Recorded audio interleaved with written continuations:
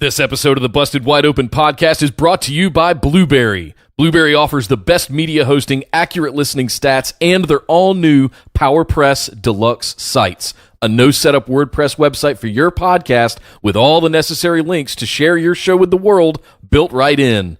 If you currently produce a podcast and are looking for a better host, or if you're looking to start a new one from scratch, head over to orbitaljigsaw.com/BWO and sign up for the best media hosting and a PowerPress Deluxe site to get your first month absolutely free. That's orbitaljigsaw.com/BWO, or just use the promo code BWO at checkout for your first month absolutely free.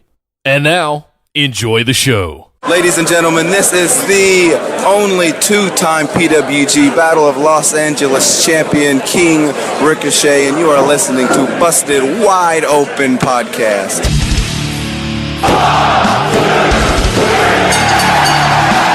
You're listening to the Busted Wide Open Podcast, dropping the elbow on the hottest topics in sports entertainment and the world of professional wrestling.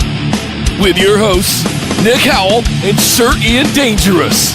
Coming to you from the Orbital Jigsaw Network Arena in sunny Southern California.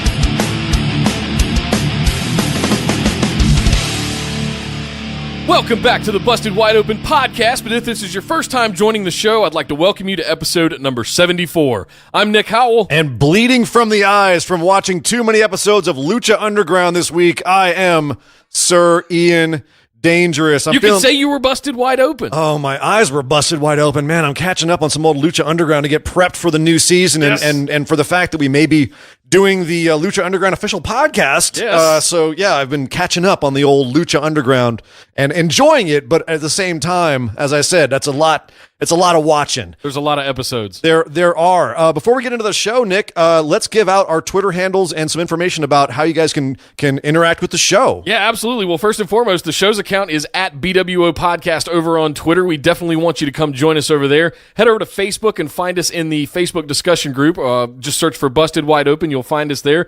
I'm Nick Howell. You can find me at Nick Podcasts. And I am Sir Ian Dangerous. You can find me, shockingly, at Sir Ian Dangerous on Twitter. Once again this week, dude, let's talk WWE here. Once again, Raw was just a giant 3-hour mass of cringe. Look, are you guys coming over to my side on this whole Nia and Ronda angle yet? Seriously. We'll get into that, buddy. I know you're always slavering to diss Nia Jax. Well, let's wait on that for a quick second. There were some bright spots on Raw. We're not gonna completely bury the show this week. But SmackDown Live, I thought, was really solid once again. All right, well, we'll get in and we'll talk about that. We'll hash that out. But one thing we will agree on, NXT was great. It was great this week. We will talk about that and 205 Live, where we inarguably had the match of the week, and I would say already a contender for one of the matches of the year. Yes. I mean, it was fantastic between Buddy Murphy and Cedric Alexander.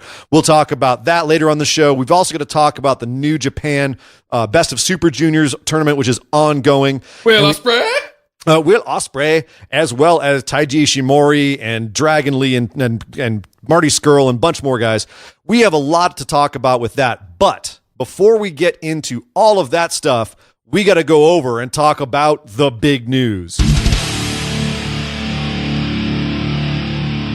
Leon, we've got some big news updates this week with regards to the buyout, I guess is the word that you would use. Licensing deals. The TV deals from both Fox and NBC for SmackDown Live and Raw, respectively. So we learned some new information this week. A ton. There was a Hollywood Reporter story that put a lot of information about how these deals went down out there.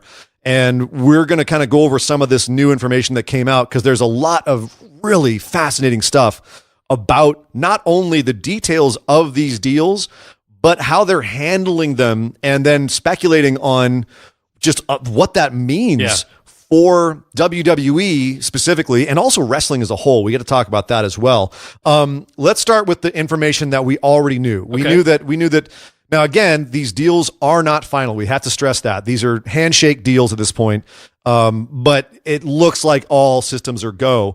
Fox came in. USA, NBC did not exercise its right to hold on to SmackDown Live. They Correct. only picked up Raw for a 1-year extension of $235 million. Now, obviously, if that goes for 5 years, they keep extending, that would be $1.35 billion. So a very big deal on a per year basis. But Fox grabbed SmackDown Live on a 5-year guaranteed 5-year deal for I believe it was $1.21 billion. Yeah. Or one point. It was 1035 or something like that. It was not quite 1.1 billion. It was 1.02, something like that. Sure. But it was so it was huge. It was a guaranteed 5 years. So those are the deals as we see them right now, which and in addition, SmackDown would be now starting in October 2019. SmackDown will be coming at you live on Friday nights on Fox, whereas Raw will still be on USA on Mondays. So, for one thing, that's going to throw the schedule of our show in total shambles in a year and a half.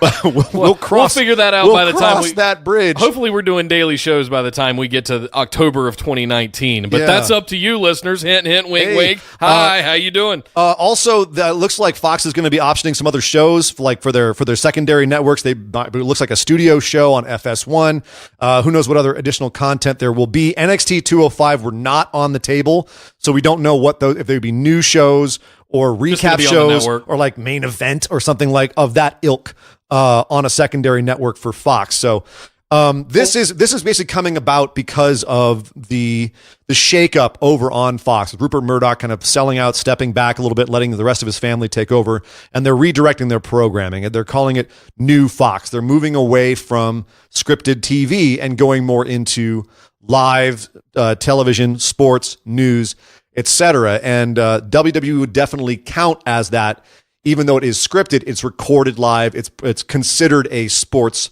property. Right. So that's basically that's why they're looking at this now and saying we want this kind of content, what they call DVR proof. But obviously, let's face it, these shows are not really DVR proof. They're kind of DVR necessary with some of the length you get on these shows. Yeah. But I think what they're going for is the immediacy aspect of it. Yep. And that's why they're interested in it. So the big thing to come out of this is the headline that Hollywood Reporter kind of led with, which was during this meeting where they put this deal together, or the Fox deal together. It was interesting to note that Triple H and Stephanie were kind of the luminaries in the room. There's a lot of other WWE personnel on hand and executives on hand for this meeting that went on, as well as a bunch of Fox executives, including Rupert Murdoch apparently being on the phone line, Rupert Murdoch himself, for this meeting. But it's worth noting that at some point in this meeting, and this is the line that came out, was that Rupert Murdoch said, NBC is embarrassed by your product, meaning the WWE's product. Oh, shit. That was his pitch line to say, basically saying, we're going to take better care of you. Now, there's lots of aspects to this line, to this getting out, that we need to discuss. Oh, I have my speculations and my theories, but I'm letting you finish first because I want to retract on some stuff I said earlier in the year. Why don't you go ahead? I'd love to hear what you have to say first. I want to clarify some things. So earlier in this year, if you guys have been listening long enough, I shared that I had an inside source at Fox that told me that they were going forward with Fox for both Raw and SmackDown. So it was shared that, I mean, there were graphics packages being built, there were teams being built, there were all kinds of stuff already being built for both shows to be able to handle the programming for both. Now, with that line of Murdoch saying NBC is embarrassed by your product, this is pure speculation on my part, but the way I see this going down is that NBC came in with a last-minute offer. Because if you look at the numbers of this, Fox came in with a $1 billion 5-year deal for SmackDown Live. And I would guess that there was probably more to do with that. But at the same time, there had to be there had to be Raw and SmackDown on the table at the same time, because you don't start doing the kinds of things I heard they were doing at Fox if there isn't something, like people were getting paid to do things as if it was already a done deal. So what my theory is here is that Fox had both of them bird in hand. It was there, like Fox had them, and somehow somebody in NBC pulled a big enough string or wrote a big enough check to come in and go, no, just let us keep Raw. We'll do one more year extension with an option to continue, And then it got to the part where Murdoch says, no, you don't want to do that. NBC's embarrassed by your product, trying to sway them to come back to Fox. Okay, well, that's my theory. Let me counter that with really quickly, because there's a couple of issues that you're not quite on there, and that one of them is that NBC legally had first right to renew, meaning that Fox could not have taken either show if NBC had exercised its option. But I don't think they were initially. No, they were planning as though they were going to get it, because that's what you do with business. Okay. And you make yourself look like the better option, so that you're the first person that WWE goes to if NBC does not exercise their option. Amazon, Facebook were also in this discussion. There were other people in the room vying for WWE's product. Fox just wanted to be the first place they landed. The reason that Murdoch put this line out, and let's be clear, this line did not have to come out. This is absolutely a publicity move. It's him throwing the finger to NBC. And the reason for that is because now there are these two properties at these two competing entities. And that means that if Fox treats WWE better, WWE has then the possibility of treating SmackDown as a show better than Raw. So they're making a power play for this now that they have their hands on SmackDown. Essentially pitting the two networks against each other. Correct. And so that's why it made sense that Fox would basically make a nice, pretty nest for this bird to land in should NBC not renew its contract, Gotcha. Which it only did. It only renewed one of. And even then, it gave him a fantastic deal for 1 year. But this is also it's good for WWE to have this out there, because now when they go back to the table with NBC, they're going to have Fox over their shoulder, breathing heavily, and that's going to make NBC nervous and possibly give them more negotiating power with NBC. So this is a massive power play back and forth here between all of these big players. It's also worth noting that when they went into this meeting, according to Hollywood Reporter, there was a TV, and on the TV was a giant projected image of Ronda Rousey holding Triple H up, giving him, in a fireman's carry at WrestleMania. Yeah. Which shows it was them kind of tweaking Triple H because they knew he was going to be there. But it's also them showing that Ronda Rousey is a big part of their negotiating deal here. She's absolutely someone who they got, whatever she's doing on their show is next to irrelevant. It's the fact that they have her and they can put her out there, her mainstream appeal, the fact that, they can leverage her image to a mainstream audience, and Fox can then take that and run with it. So that may be why we're seeing Ronda getting hot-shotted towards the title right now, because of all these things going through.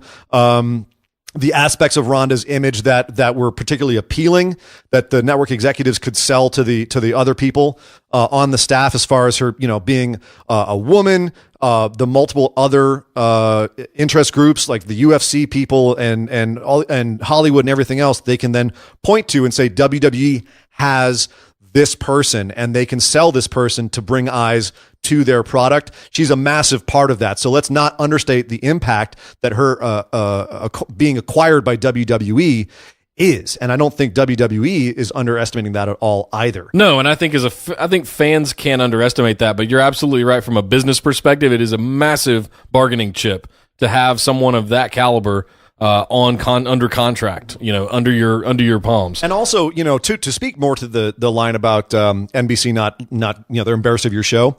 NBC is notoriously not very supportive of its own shows, unless you're football or unless you're the Olympics. You don't see a whole lot of cross-brand promotion. You don't see a lot of commercials for their own stuff. You don't see Mr. Show getting blown up on all their other networks. You don't see WWE really getting blown up on a lot of their other networks. So it's not like this is a problem they strictly have with WWE. They're really not good at promoting their own shows. So if Fox is coming along to WWE and sweetening the pot by saying, hey, we're really going to push the fact that we have you guys, man, that's appetizing to WWE in a lot of ways. Yeah, it is. And here's the thing. There's two other aspects I really want to look at here. And one is how this happened, for one thing, because 20 years ago, the idea of WWE being fought over by these massive mainstream corporate entities as a viable and profitable product would have been mind-blowing. It was still kind of sneered at and thought of as lesser entertainment. It would bring in numbers and sales, but it was also like, well, it's not family entertainment, quote unquote. And a lot of this has been the positioning of WWE that Vince has done, arguably since he started calling it sports entertainment, arguably even before that with rock and wrestling, like him trying to get it into the mainstream and then realizing that all the different ways that his product wasn't appealing to everybody and rejiggering the product and changing it. You could argue how we got to the PG era, whether that was the flashpoint was Benoit and everything that happened with him, or if it was a corporate decision or a combination thereof. But you can argue how we got to this point. It's definitely been Vince steering the ship, or the corporate, entity that he created, steering that ship to this point. And then all of this happening at exactly the right time. Their contracts coming up at exactly the right time when these networks were looking for this kind of content and them being able to provide it. It's the right place, right time scenario. But we wouldn't be here if Vince McMahon hadn't said, okay, how do I do this? It's almost another example of my Goldilocks metaphor I like to use. I think coming from the Attitude Era, it was steered way to the left, and then swinging the pendulum all the way to the PG era was a little bit too much. And bringing it back to kind of this middle ground where it is right now, they've kind of hit this sweet spot over the last 10 years, and it's this wonderful. Something else we were talking about before the show also was look at how much the WWE and even Vince McMahon himself has influenced all other wrestling outside of the WWE. Well, this is an aspect I want to talk about too, is how other wrestling promotions are going to be looking at this. You have, the next closest thing, and it's still, it's apples and asparagus really, but it's still worth talking about.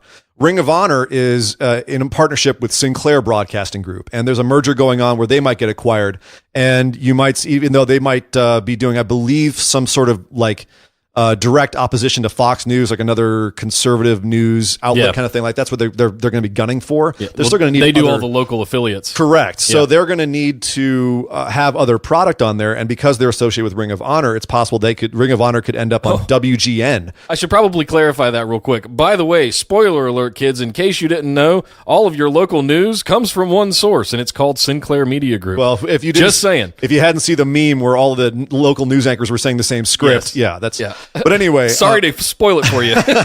Well, yeah, welcome to the modern world, right? But before we get off on that tangent, no, there might be a hunger now, seeing that these two companies spent this much money on this kind of product. You can absolutely speculate there's going to be other wrestling companies that are going to look at that and say, hey, we don't necessarily have the production value, but we could get there if you give us money. And people want to take a chance. Bit of an arms race, maybe, for all the different promotions that are out there. I know that TNA tried to pull that off back in the day, and they came pretty close. They just didn't have the right management and the right foresight to pull it off, and a lot of bad things happened. But they're kind of rejiggering now, and who knows where that'll end up. Billy Corgan with NWA, he's definitely trying to build a legitimate product there. But he's been very clear about he wants to go streaming exclusively. He wants to just be online. For starters, but I think if somebody came and offered him $500 million for NWA, he'd be stupid to turn it down. As I just said, Amazon and Facebook are both interested. Exactly. So who knows what might happen with that? New Japan wants to make inroads in the U.S. This could be an absolute watershed moment for the rest of the professional wrestling world when it comes to public perception and corporate perception of this product and how they could sell it, how they can make money off of it. So the implications of this are vastly far-reaching. It's actually why we wanted to spend so much time with this in our big news segment, because there's a lot of stuff to think about here. There's a lot of things to kind of chew on, and there's a lot of aspects of this that we're going to be talking about, the ramifications of, for years. Yeah. Years. This is going to be an absolute flashpoint moment that we'll look back on and say, oh, that time when WWE made those huge deals and all the ramifications that happened as a result. 5 years from now, this might be one of our big turning point topics that we talk about, right? When we're still doing this show. This could be we're talking about doing that extra little show. Yeah. The turning points, like going back and looking at wrestling history, like the big turning moments. 5 years from now, we'll look back on this day. This episode is. I would absolutely use this as like the epilogue to how Vince McMahon changed the business. You know what I mean? All the different ways he did that. But anyway, we can do that another time. So there's a lot of aspects of this to look at and wrap our heads around. The bottom line is, in a year and a half, the WWE world is going to look quite different, whether that means SmackDown Live will be the primary brand, whether that means that there will be a rejiggering of which superstars are on which shows. These guys, Fox made it very clear that they're interested in John Cena as a, quote, A-list superstar, which I thought The Rock was an A-list superstar. I don't know if John Cena's there yet, but in the wrestling world, certainly. Yeah. But I don't know about... As an on-air personality or a talent personality, absolutely he is. I don't know about the movie world yet or anything like that. No, not yet. But at any rate, so there's a lot of aspects. He hasn't done this. enough shitty B movies yet, like Rampage and Jumanji or Baywatch. Those made ridiculous amounts of money. Even he's in Baywatch, right? He's at that point now. They're not shitty movies. They're John Cena movies. hasn't made that last step yet to be able to pull in money for absolutely god awful films. Well, he's not really headlining the big ones. Anyway, we're getting down the John Cena rabbit hole. But that's another topic for another day. You stop that. All right, so that is our big news for the week. We will obviously be coming back to this topic a lot over the next months and years. 18 months. Yeah. My big concern, to kind of tie a ribbon on it, is what is this going to mean for the fans? What is this going to mean for us? What is it going to look like for how we consume WWE content? What is it going to mean for us podcasters in this community? How we communicate? What is going on in the wrestling business? I think all of this in the next 2 years is going to get completely turned on its head, and it's going to be a very different landscape. But I'm primarily focused on how's it going to be as a fan to be able to consume this when these two networks are at war with each other. Well, that's for sure. The how they're going to position the two different shows is going to be fascinating. But as far as how WWE creates its product, I don't think that they're going to change that much, but there's aspects of that is, I think, deleterious to the actual product itself. And that's something I want to talk about. But in order to talk about that, we have to discuss some topics coming out of Monday Night Raw. We continue the inevitable build towards Money in the Bank. We're now down to 3 weeks left. This would be 4 weeks if you include this week, but 3 weeks until Money in the Bank. We kicked the show off tonight, building more towards it with Braun Strowman, and it's more of a reflection of the match last week with Finn Balor and how he squashed him as a bug, and when he gets in Money in the Bank, he's got 6 other guys that he's going to squash like a bug too, and blah, blah, blah, Braun Strowman stuff. It's amazing. Like you've said before, he might be the most over thing in the WWE right now. Him or Seth Rollins. Sure. But Kevin Owens comes out and has something to say for him. Of course he does. Yeah, because he's Kevin Owens. It's because he's Kevin Owens, but so does Finn Balor. Finn Balor also has something to say. And Finn Balor ends up getting in the ring and saying, look, I really want to be the top guy again. Like, it's bugging me. So I'm going to win Money in the Bank. And so there. And Braun Strowman calls him a little guy, and Finn slaps the taste out of his mouth. Yeah. Which Braun doesn't like, and he throws him 1,000,000 feet across the ring. I mean, kudos, for a little guy to have cojones that large is impressive. Well, let's look at this. Let's look at it this way. All right. So first of all, I love the chemistry between Strowman and Finn. I love the fact that Finn is able to sell Strowman's big strength moves and look like, make Strowman look like a monster by tossing Finn around. And in the match they had, at one point, the Braun Strowman running over people thing is officially a thing now. It's not just Kevin Owens. And I love it too. Like, it's a great crowd popper. And this time he hit him so hard he threw him into the audience, like over the barricade. Awesome. But that's the thing. Finn can take those moves and make them look great, but still have that babyface grit coming back and fighting back against him. And in this match, having Kevin Owens on commentary and kind of calling out to both guys and egging them on.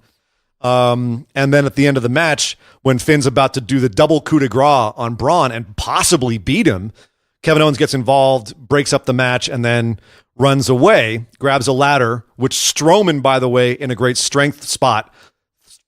Kevin Owens is running up this ramp, and Strowman throws this ladder like 50 feet. Like halfway up the ramp. Like, he barely missed Kevin Owens. Like, had Kevin Owens not stopped, or he rolled out of the way to dodge it. Oh, it was crazy. That was for me the highlight of Raw. Anytime they do stuff like that, anytime they throw stuff from the ring, like big chairs or ladders or anything like that, tables, whatnot, I'm always scared, like, what if they misjudge their strength and throw it into the crowd?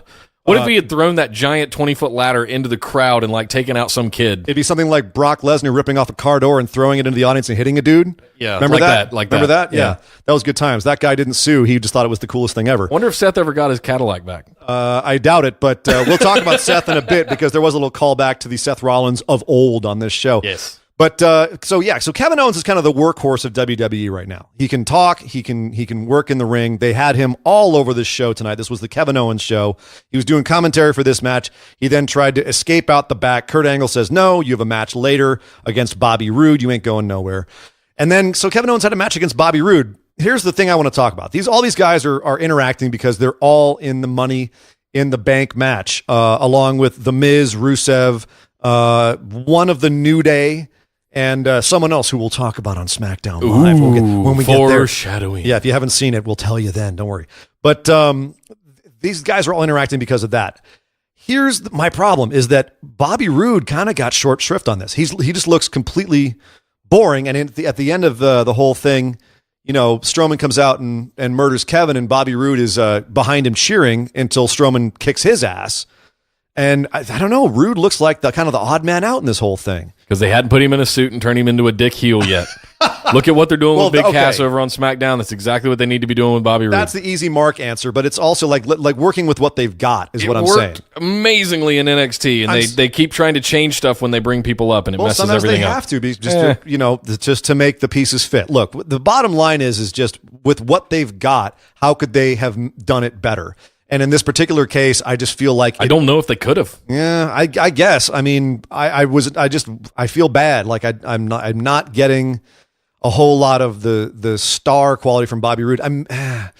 It didn't quite. I hate to say this, it didn't work for me. It just didn't work for me. But yeah, so I don't want to get huffy about it. But should Braun Strowman win Money in the Bank? Let me ask that. No. Absolutely I agree with that. I don't think he should either. Absolutely not. And right now they're positioning him as kind of being the unstoppable guy in the match. Which is kind of a way of telling you he's not going to win it. I hope so. I really hope that's what they're telling us. He doesn't need it. No. Here's the thing. As a booker, as a promoter, which I've never been, call a spade, I've never been. But I've certainly studied enough booking and promotions to have an opinion. I applied to WWE twice. Oh, yeah? Yeah. Well, that might say something about what they thought of your... They ghosted me. I never heard anything back. Bastards. But sad story, Nick. It was a sob story. Anyway, moving on. So here's the thing. Obviously, like we're not bookers. We're not promoters. Right. But much like movie critics, a lot of them have never actually made a movie. We can sit here and say, well, but here's something that it's not working for me as someone who's watching it, and I have enough inside knowledge to be able to have some sort of basic opinion on it. And I can say with a certainty that Money in the Bank, the briefcase should be given to somebody who A, needs a push, and B, you could see one day being champ, but not necessarily by any other means, if you know what I mean. I like that criteria. It's a way to get somebody the championship who you couldn't book into the championship otherwise, or it would be difficult to book into the championship otherwise. Yeah. And for Braun Strowman, you could plug him into a feud with Brock Lesnar tomorrow with almost no explanation, easily. You would have to explain the hell out of Finn Balor, how the heck he qualified. I mean, the only thing you could use is, he was the first Universal Champ, he never really lost it, blah, blah, blah. You just have to work. Tired by now. You'd have to work for it. Yeah, it's been too long.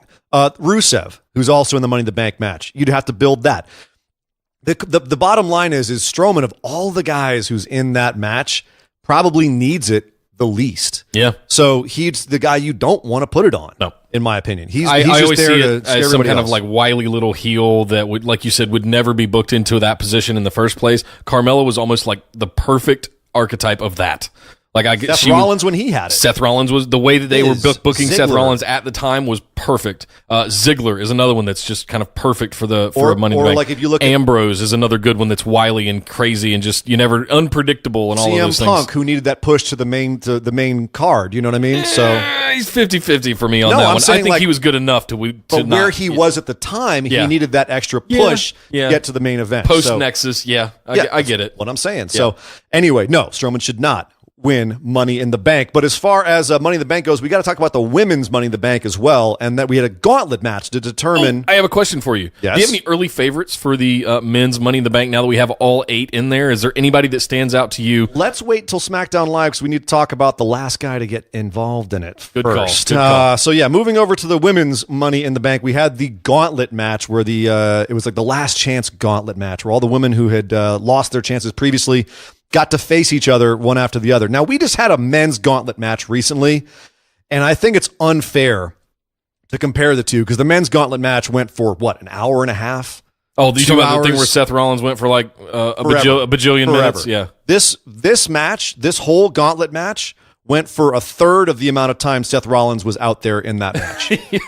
Just Seth Rollins alone. You're right. It's not fair to compare them. I will say, though, I enjoyed this immensely.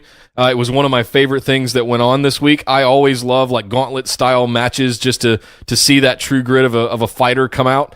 And this one was no different to me. I agree. There is no comparison between the two, and frankly, that in and of itself is unfair that they didn't get the same amount of time to work. But it is a difference in kind of the roster and the number of superstars and all of those things. And the quality of match they're able to put on. Here's the problem: is the women's roster does not have the depth of talent as far as in-ring work, and that was evident in this match because the Riot Squad. Looking like a bunch of jabronis, with the exception of Ruby Riott, who we'll talk about in a second. Liv Morgan and Sarah Logan, Liv Morgan especially, she got squashed by Bayley on the first move. Bayley to belly. Yeah. So Belly to Bayley? Bayley to belly. Belly to Bayley. Bayley to belly. Whatever. One thing, 1, 2, 3, she's done. Yeah, so that's the first one. And then Sarah Logan comes in. She gets beaten by Bayley. They both beat down Bayley, who then is weakened going into her match against Ruby Riott, who takes out Bayley. Bayley's gone. So once again, thanks for coming, Bayley. Thanks for playing. See ya. Yeah. And then Liv Morgan and Sarah Logan still kind of look like basically, kind of like the Singh brothers for Ruby Riott at this point. Enforcers, yeah. Enforcers, but useless enforcers, really. It's a shame. Especially, I like Liv Morgan. I'm a fan of hers, and I think she was good in NXT, and she's going to be good here. But this whole thing where they're bringing them up and they're forming these like threesome faction things, I'm not a fan of it. She didn't even get as much work as Dana Brooke did, who came in next. Oh, yeah. And it was good to see Dana wrestling again. Good to hear her entrance theme again, all of that stuff. So here's what I liked, was Ruby Riott got a nice shine in this match. Ruby Riott went through Bayley, who was injured, but fine. Bayley, Dana Brooke, Mickie James, and then she got Sasha Banks at the end. So... and gave her a hell of a time. And by the way, best part of this match was the chemistry between Sasha Banks and Ruby Riott. Fantastic. Really good stuff. I hope that they actually have a proper feud. At this point, I'm much more into that than I would be into Sasha and Bayley because they've bungled that, started it for the last few months. At this point, I'm more into the Cena and Nikki Bella feud than I am the Bayley and Sasha feud. Shut your whore mouth. No, so I enjoyed the end of. I enjoyed the finish of this match too. I enjoyed Sasha trying to get the bank statement on, the Riot Squad coming back, beating her down, and then getting the bank statement right back on Ruby Riott, forcing her to tap. Made Sasha look good. Ruby went through 4 women on her way to tapping out to Sasha Banks, so she stays strong. I thought all of that was fine. Yep. Just overall was not as good as it could have been. Fell short one step. Just came across a little bit flat on the whole. At this point, the only thing I took out of it was I want to see Ruby and Sasha do more together. Well, I was really excited coming out of Royal Rumble. If you guys remember back in January, I picked Ruby Riott to win the Women's Royal Rumble because I thought she was going to get that kind of push. But at the end of the day, it was some of the matches we watched last year with her and Nikki Cross and her and Asuka, and I mean, we saw Ruby Riott really ascending to be there, and there was kind of like that one step that was missing to get it, and I think she finally found it. But they threw her into this thing with the threesome with Liv Morgan and Sarah Logan. I am really excited to see this kind of work coming out of Ruby Riott. I think she's going to be fantastic once they break her out of that 3-party mold that they have going on, and I'm very anxious to see not only Sasha Banks, but just her having other singles matches on the roster. I think she's going to be fantastic. I think the Riot Squad is holding her back at this point. I 100% agree. From a creative standpoint, I think it's holding her back. But speaking of being held back, let's do it, Nick. Let's finally get to the part of the show that you have been dying to do ever since last Monday, and that let me stretch. Okay, let me get ready. Let me crack some knuckles. Get ready. Okay. Take a drink of your water here. You're gonna need it. Yeah. I'll set you up for it. So this week we had a continuation in the build towards the inevitable confrontation at Money in the Bank between the women's champion, the Raw Women's Champion Nia Jax, and the superstar Ronda Rousey. So what we had this week was, I guess, an exhibition match where Nia Jax had a local talent in the ring, a local judoka, and wanted to make an example of how the armbar, the Ronda's famous armbar, would not work on her. And in doing so, she let the lady get her in an armbar. She then picked her up and power bombed her to show how it wouldn't work on her, and then proceeded to just beat her down for a while. Right. All the while talking smack to Ronda Rousey, who was up on commentary. So I will set this up and then let you go. And basically, I will set this up by saying, Nick, is it bizarre and or incomprehensible that mere weeks after coming out of a anti-bullying angle with Nia Jax, where she was the bullied person and she gave a horribly scripted but very strongly worded anti-bullying speech after beating Alexa Bliss for the championship, beating the bully in this feud, Alexa Bliss. Is it just insane to now have Nia suddenly turn into a bully in this feud that they have suddenly built with Ronda Rousey? The only explanation I have for it is that they have turned the Titanic of the WWE into Ronda Rousey, the giant iceberg that she seems to be right now. For whatever reason, I don't know. I know why, because money. Everything can be boiled down to money. I want to call something else out too that I thought was pretty clever. Nia's entrance was on and she was halfway down the ramp and they just cut the music and cut Ronda's right on so she could come out and sit on commentary. Nia reacted pretty well there by that, just the interruption of sorts, right? That was fine. I enjoyed the play on that. I thought Nia was pretty good this entire segment for with what she was given. But looking at it, the whole picture of the thing, I've not been invested in either of these things. One, the champion doesn't challenge a challenger.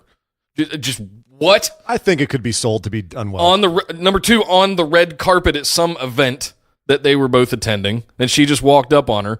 Like, where is the rest of the women's roster at this point? Real quick before you go anywhere else with that, the champion always that happens a lot actually, where you say, I know who I want my next opponent to be. I've been watching New Japan all year, and Kazuchika Okada has challenged half of the people that he's fought this year, because that's the whole thing is like, I got no one else to fight. How about you? That is a thing. It can be booked well so that it's interesting. This just got hot-shotted out of nowhere. Ladies and gentlemen, Sir Ian Dangerous just compared Nia Jax to Kazuchika Okada. I just want that on record. I think we might have to end this podcast. It's been nice knowing all of you. I'm sorry. No, to go back to Nia and Ronda, just because they both do sentons don't mean they're the same wrestler, okay? There's no saving this, in my opinion. It's going to have to run its course. It's like a freaking virus. You just have to ride it out, and it's going to be, whatever happens. It's at this point, it's Brock Lesnar and Roman Reigns 2.0. I don't give a shit. Let's do something about it, and so we can all move on. Well, here's the thing. I need to look at this in a way I'm trying to comprehend it myself. And as we said at the top of the show, this is absolutely getting Ronda to the top of the card as fast as possible. Agreed. They're already like the promo materials and the video materials and the video packages they're putting out are already obviously built for mainstream audiences. Hey, you know who Ronda Rousey is? By the way, here's this chick, Nia Jax. Look how big and scary she is. Ronda's got to fight her. If you don't watch WWE, now you're invested because of these packages, and they had to turn Nia heel real quick to make those work, to make her look like a big scary monster. It's unfortunate because of how fast they had to turn her. And for people who watch long term, it's crazy to watch. It doesn't make any sense, and it totally messes up the storyline. But here's the thing. This is one of those angles that's absolutely built for the short-term audience. This is absolutely built to bring people in who haven't watched a whole bunch of WWE, and this is the first thing they're coming in on, and all they're going to watch is this match, and you're just going to show them a promo package of what happened in this really quick 4-week feud. That's all they need to care about. So for people who've been watching it for a while, we're sitting here scratching our heads and saying this is nuts, but that's not who they're going for here. Yeah. And this is going to be a recurring theme on this show where I talk about, well, this particular segment is for a different crowd than this particular segment. This is the crowd for the hardcore. This is the segment for the hardcore wrestling crowd. This is the segment for the new crowd. This is the segment for the kiddies. And there was definitely a couple segments for the kiddies on this Monday Night Raw. But that's absolutely how they're breaking down the show now, is into different demographics almost. Like, these are the different segments for different people. And you might cringe at one segment, but it's not for you. They're not trying to get you to watch this. They're trying to get other people to watch because they know the long-term people that have been watching it long-term are still going to keep watching it regardless. You're exactly right. Yeah. And so that's one of the things that's happening with this particular angle is, did Nia tap out to Asuka's armbar not 2 months ago? Yes, she did. You know what? Mainstream audience is going to remember that, and we can bitch and moan how this whole armbar nonsense makes no sense because she just tapped out to an armbar. But that's not going to matter to anybody who's going to really give a crap about this angle. And we're going to be here after this angle's done, no matter what. So Doesn't matter if we don't like it. I tend to like David and Goliath type of setups where you have, it's akin to the Daniel Bryan thing, fighting against Evolution and all three of them, whatever. I like challenges for facey faces.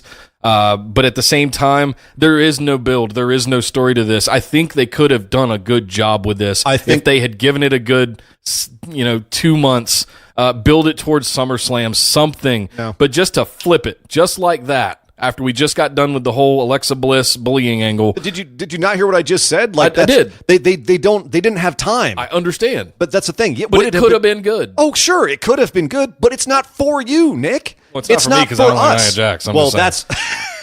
We all know that, don't we, guys? All right, fine. Well, we'll leave it at that. We'll move on to another segment who I don't know who this next segment was for. This was the apology segment. This was we're sorry for putting on some of the worst pieces of TV seen in recent memory. I can't believe we're having to talk about this again. Yeah, well, it's going to be real quick and we're going to move on. Because there really isn't much to it. Sami Zayn came out and literally apologized for the awful, awful Lashley segment when he brought out the three guys dressed as women pretending to be Bobby Lashley's sisters last week. And he straight up said basically what the online community said to him, which was basically screw WWE, screw you, Sammy. This is all absolutely awful. And the writers basically went out there and made Sammy take the heat for what they did to him, which, man, I felt bad for Sammy, saying he's doing the best with it, but they are crucifying this poor guy with this angle. And Lashley's not getting out much better. He came out and basically told Sammy it's okay. Me and my family thought it was silly. I'm just going to beat your ass at Money in the Bank, and that's going to be that. And at the end of the whole thing, they went to shake hands. Bobby Lashley crushed Sami Zayn's hand until he was squirming on the ground, and that was the segment. I'm cool. I'm cool with not seeing anything else between these two until they have their match at Money in the Bank, and then we can all just move on and forget all of this ever happened. I just want to see Bobby Lashley beat the shit out of people. It's not too much to ask. I don't want to see him in cute hats and headbands. Smiling and like high-fiving people for crushing Sami Zayn's hand. And there's nothing good about this. His smile is weirder than Finn Balor's big smile, big cheesy smile. It kind of creeps me out a little bit. And there's a part of me that kind of digs that. I like when people have that kind of power over me to give me that feeling, but at the same time, it's goofy. It's not like some kind of evil, powerful kind of sneer. The standard WWE smiling babyface thing, and it doesn't work with some people. And this is one of those instances where, this is I wish I could say, like with the Nia angle, I know what they're trying to do there. I get it. I don't like it, but I get it. With this, man, they went for something and it just sucked. And there's really no way out of it. They're just going to have to keep eating this crap pie until they're through this. And, the audience is not buying it either. It's just no one's liking this right now. But what they are liking is some Seth Rollins. They are loving some Seth Rollins right now. And he came out to interrupt an Elias segment this week. Elias was in the ring, running down the crowd as he does. Brilliantly. And Richmond, Virginia. Every time. Can we turn the house lights down so I don't have to see this dirty-ass town or whatever it was he said? Seth comes out, interrupts him, kicks him out of the ring, and proceeds to have he had a good match with Jinder Mahal. It was great. I was entertained. You're chewing your fingers over there. Yeah. That's Jinder Mahal. It's another instance of what do we always say on the show? Certain superstars and ring generals, if you will, have a way of elevating other superstars when they get in the ring with them. Right. AJ Styles, Seth Rollins, Triple H. You could make an argument for come on. No. Anyway, Seth Rollins is definitely one of those ring generals that can elevate anybody that gets in the ring with him. And he absolutely elevated Jinder Mahal to, yes, I agree with you. That might be one of the better matches I've ever seen Jinder Mahal have. And what the great thing was is that the psychology was still there for a Jinder match with Sunil Singh always jumping in and getting involved until Seth got too frustrated and got himself disqualified. And, it's one of those things where you have to be careful with the face of having him do these heely things like hit dudes with chairs or lose their temper. But in one of these situations, if the heel is played really well, as it was in this match, where they just make the face so frustrated that they have to lash out, it's really fun, and it really gets you even more invested behind the face. And that crowd was hot for Seth by the end of this. He chases the Sunil and Jinder up the ramp after he gets DQ'd, hitting Sunil with the chair. Jinder goes running off. Seth's all frustrated. He gets up on the announcer desk and starts, rah, rah with the chair. And then Elias comes out of the back and crushes him with a guitar, knocks him off the announcer's booth, knocks him off the stage. Through tables or something. Just great, violent, intense, hard moment, surprising moment. A lot of fun. My God! Great. This whole segment was one of the highlights of Raw as well. Just lots of energy. And I don't think Seth's feud with Jinder's going anywhere. Jinder's got a match with Roman, who was not on the show this week. There was no Roman on the show this week. Da-da-da-da. You know what else wasn't on the show? The tag team division. No, they were on. They weren't on the Hulu. The entire that's tag where we've team gotten division. to, ladies and gentlemen. The entire tag team division doesn't even make it on the Hulu cut anymore. Well, hold on, real quick. I just want to say I'm very into a Seth Rollins Elias feud. Yeah. Yes. Okay. Seth Rollins versus his final form, his Super Saiyan. Yes. Elias. I'm fine. I'm all day. All in. Okay, let's talk tag teams. So if you watched the Hulu edition, you didn't see any of the tag teams. And that may be a good thing because the two tag team segments we did have this week, we had a match between the Deleters of Worlds and the Ascension. And that was not a great match. The best thing about it was Michael Cole on commentary continuing his online Twitter feud with Maxwell, King Maxwell, Matt Hardy's son. Okay. Yeah. Matt Hardy's 3-year-old son. Right. He's feuding with him on Twitter. That was the most entertaining part of it to me. But then we also had the B Team Barbecue, which remember earlier when I was talking about how some segments are for the kids? Yeah. This was for the kids. And I actually online saw a page from the WWE script get leaked out for this segment. And they pretty much stuck exactly to the script. And it sounded scripted. And it was scripted. And it was freaking god-awful. It was basically the B Team inviting all the other lame-ass Raw tag teams who all look like jabronis, inviting them out to a barbecue in the ring, and then saying, great, you all have all of our food. Let's make little jokes about what the Bow Dogs and all this stuff. And then, cool, so we're all cool right now. Okay, guys, we're all cool together? Cool. Well, we're going to go to the head of the line and be the first team, since we're undefeated, to challenge the Deleters of Worlds. And, of course, everyone else said, what are you talking about, Willis? Rabble. We're not into that. And then food fight, because Vince loves a good food fight. Great. There's a history in WWE of loving food fights for some freaking reason. And the only reason I can think is because kids love food fights and they love seeing adults have food fights. This is basically just a, stupid straight to video comedy on our WWE TV. This was absolutely for the kiddies, but here's the issue. It makes the entire tag division look like idiots. Yep. Like no one in this segment looked like anything else but a complete idiot. Hey, where's AOP? Where are the monsters that we've been anxiously awaiting to come up from NXT? Thankfully, not a part of this looking like idiots. But they're nowhere to be seen, and neither is Sanity over on SmackDown. I don't know what's worse, to be honest, well, at this point. I'll tell you what's worse. What's worse would be being in this segment and having beans poured over your head, and then, like Rhino, basically taking a kick to the gut, bending over for 15 seconds until someone decides to slam you through a table. That would be the worst thing. So, yeah. So anyway, there's a tag team battle royale next week. I don't care. You buried the division. I don't care. The only possible tag team thing I'm interested in right now, Drew McIntyre had a match against Chad Gable again. Why was this not on the Hulu edition? I don't know, because it sounds amazing. It was pretty damn good. It was nice and vicious, hard hitting, some good moves. Drew McIntyre picks up the win again over Chad Gable, completely clean. Claymores the crap out of him.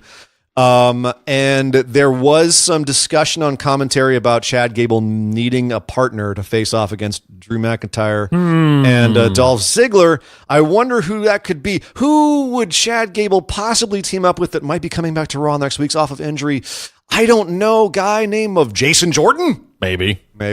Yeah, American Alpha coming back together. I would like to see Jason Jordan going back into that great heel character that he was, but I also would totally be down with American Alpha reforming. And if they actually got a decent push. Well, that's what I'm saying. I don't want them to be yet another Raw jabroni tag team that we're overrun with right now. Well, but this is the thing, is if we have, 5 tag teams that all look like idiots, and we have 3 or 4 legit ones, then we're back to Raw from 6 months ago. We can actually get some halfway decent tag matches. You know, So, I will say this to at least. close out the tag stuff. I was down on the whole Bray Wyatt and Matt Hardy tag team thing, but the more I've thought about it from the positioning standpoint, these are arguably two of the greatest tag teams and or factions that have been in the WWE in the last 20 years, between the Hardys and the Wyatt family, right? Okay. And the combination of the leaders of those two groups is kind of a cool thing. It's a little meta in a sense, where you're bringing the best. Yeah, it should be. It should be that way. On paper, it should be. Unfortunately, it's just not delivering. And now we've got the entire Raw tag division chasing these two guys that have kind of lost their have shit. done nothing, and creative had nothing for them. And that's Right. the problem, is that they had a lot of options with them, and none of them are happening. Another place that there was a lot of options where they did pick up the options was over on SmackDown Live.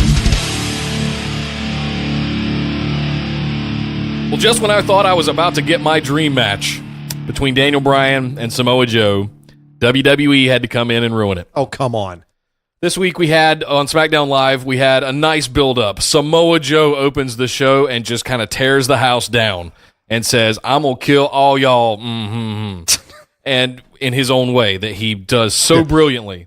Not like a Southern gentleman like you just did, basically. No. Okay, well, real quick, if you really want to see some Samoa Joe, Daniel Bryan, I have some Ring of Honor to show you, because like I said last week, you're not going to get that in WWE. You're going to get something, but you're not going to get that. So But if you I want want it! Wham, boo-hoo. All right. Well, the reason I think why you're so upset is because we didn't get Samoa Joe and Daniel Bryan, because at the top of the show, Samoa Joe comes out, grabs the briefcase, and says, "Come at me, bro."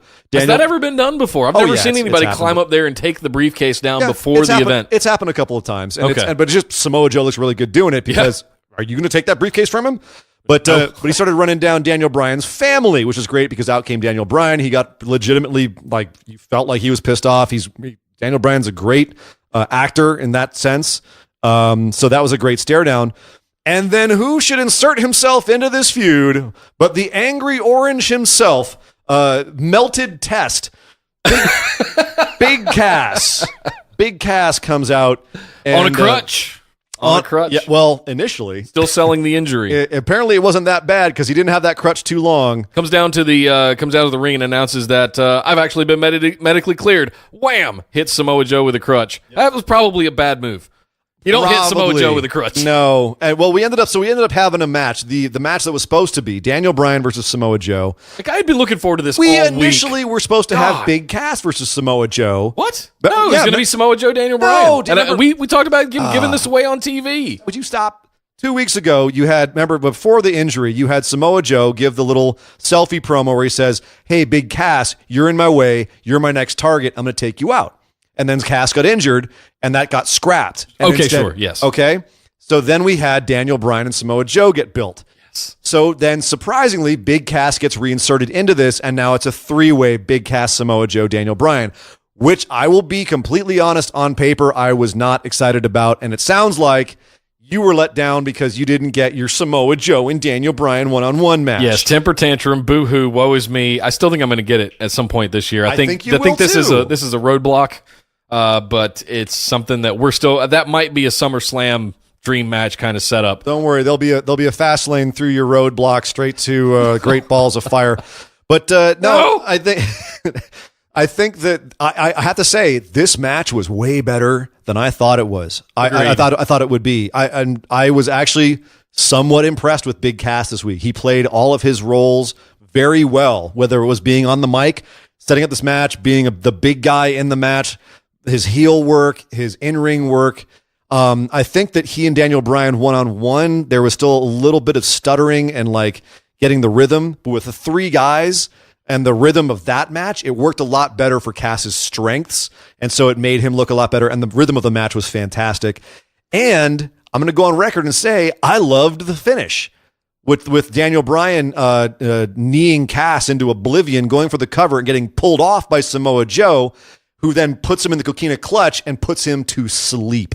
And Joe is your final entrant in Money in the Bank, and it looks like we'll continue to have this Daniel Bryan and Cass feud. I didn't see this coming, I'll be honest with you, because much like we've made the case for Braun Strowman earlier on Raw, I think Samoa Joe is one of those that you can plug in just about any title opportunity and very quickly build a story for him to go in and do that. So I did not see him being the last entrant. I thought it might actually be Cass sneaking in. No. Sneaking into the Money in the Bank match? I thought so. Really? Yeah, I did. Because we made this argument earlier. Daniel Bryan doesn't need it.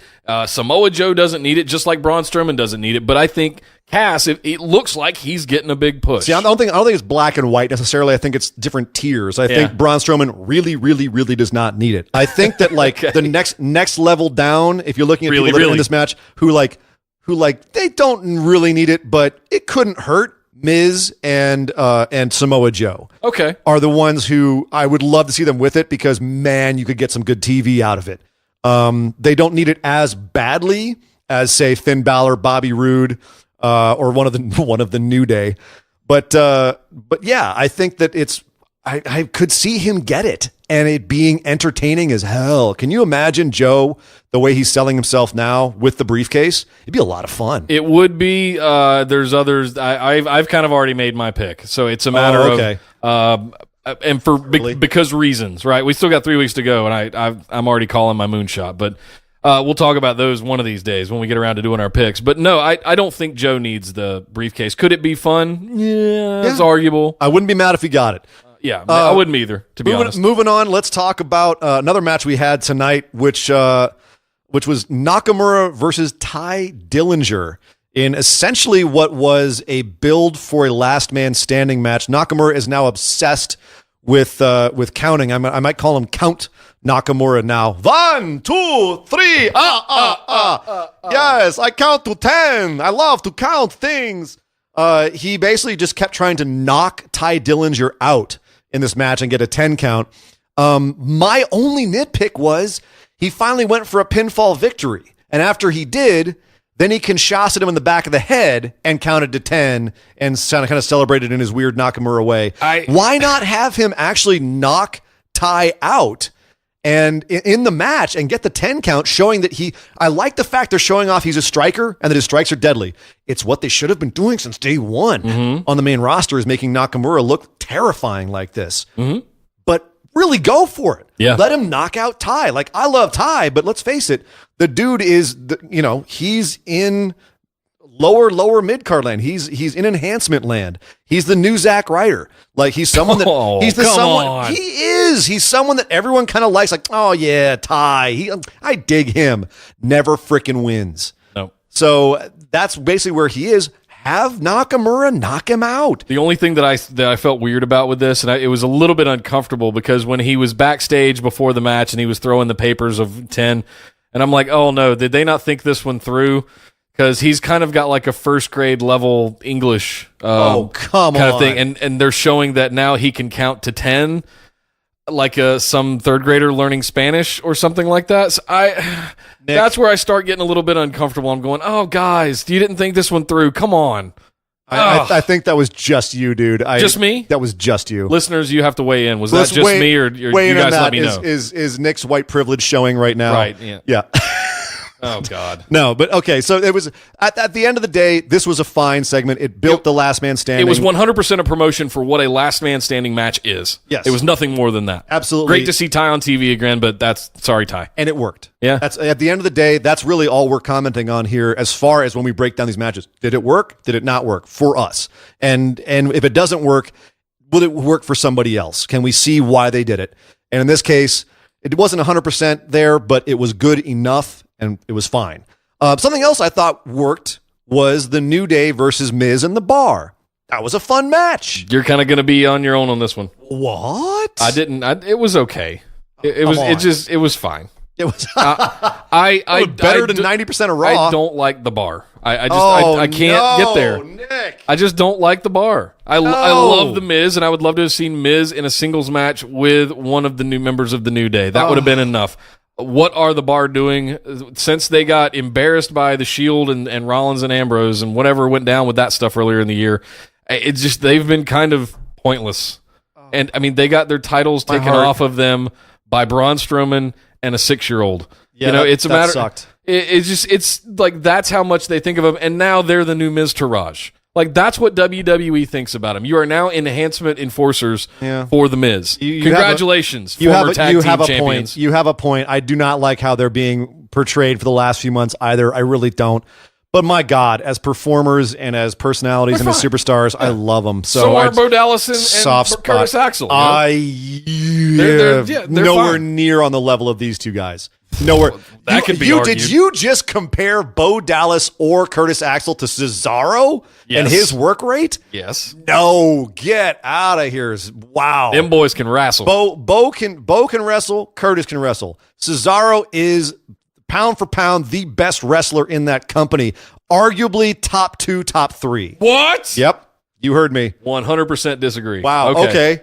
That might be a special bonus episode. Cesaro? Really? Cesaro is absolutely one of the most underrated guys. From a position of strength, I give you that. But he is the most underrated guy on any one of the WWE rosters. Most underrated, most underutilized, most underrated. Period. Hands down. I'm sticking to that.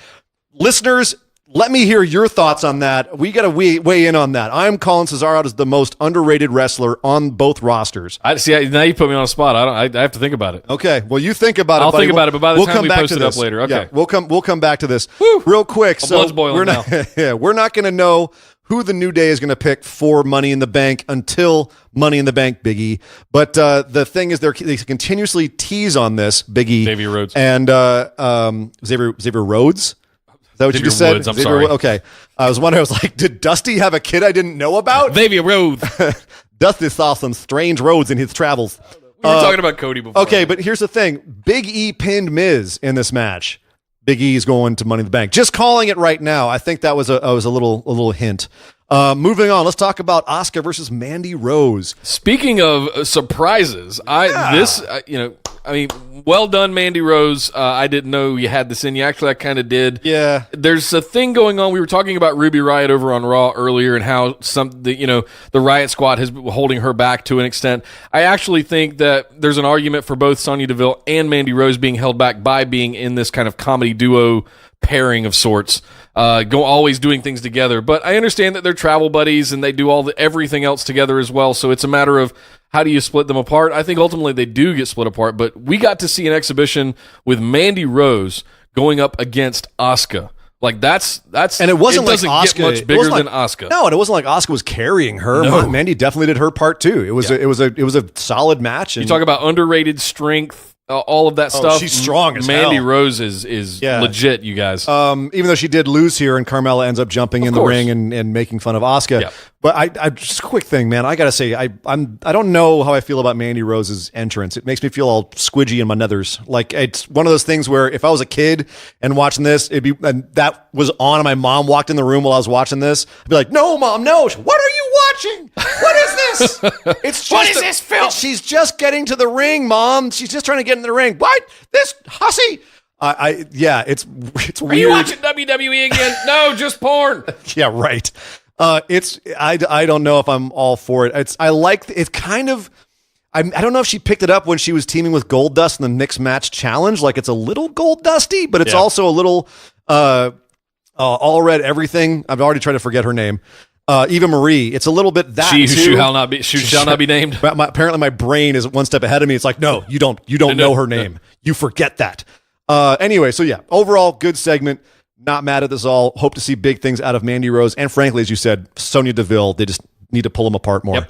Yep. Speaking of being pulled apart more, speaking of segments not necessarily for our demographic, Nick, although maybe for some people in our demographic, there was a dance-off for some reason between Naomi and Lana this week. Yeah, there wasn't that much to go on here, and for some reason I think is the best way you said it. But I gotta say, I was entertained. Well, then there you go. Okay, so it did its job. Gladiator, are you not entertained? Are you not entertained by your sports entertainment? Entertainment. I was entertained. Yeah. This could have been a lot worse. This could have been utterly tragic. Now, what I will say about it is it feels weird to have the former multi-time SmackDown Live tag team champions and the Usos be kind of, I don't know, coming in as comedy sidekicks behind Naomi. I mean, like, it feels like they're goofing off and jumping around behind them, but at the same time, on the other hand, I'm liking the dynamic of it. Yeah, once again, though, you have Rusev Day out to support Lana, and they're working heel against the Usos. So apparently that brief face push with Lana working face last week is gone, and now Lana's back to being a heel.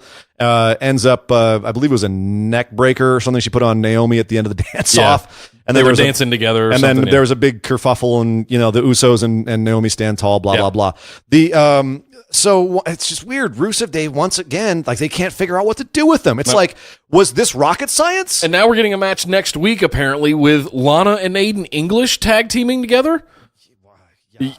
What? I don't know. We'll see. Okay. This is all up in the air for me. This segment was not the worst thing I've ever seen. As you said, it wasn't that bad. It's just lots of questions coming out of this. Where are we going with this? What in the world are you doing with Rusev Day? The other day. Yep. With Rusev Day. There is no other day. Every day is Rusev Day. How do you not know what to do with them? Good what God. Is this new day? I don't know. But one last thing we need to talk about in the show, and this is one that we could have passed over because it was kind of a nothing thing, and we could have said, okay, so Cien Almas and Sin Cara are going to have a feud. Right.